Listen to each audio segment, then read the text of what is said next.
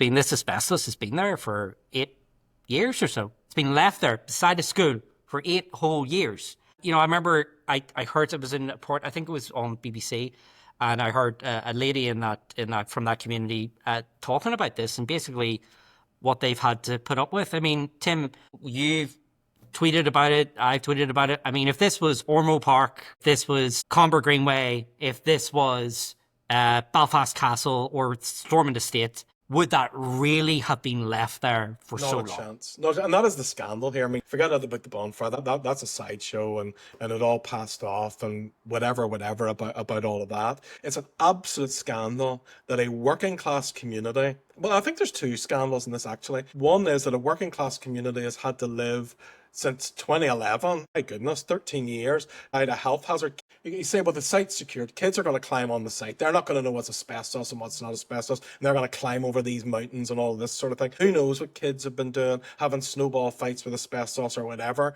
on that site that we used to see at the shipyard, pictures of that 40, 50 years ago of people doing that. And they didn't know what the harm was.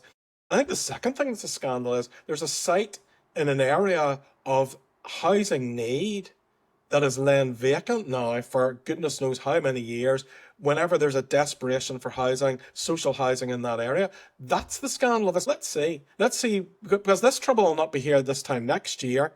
If that happens and the building of houses is started on that site, there'll be no bonfire there next year then.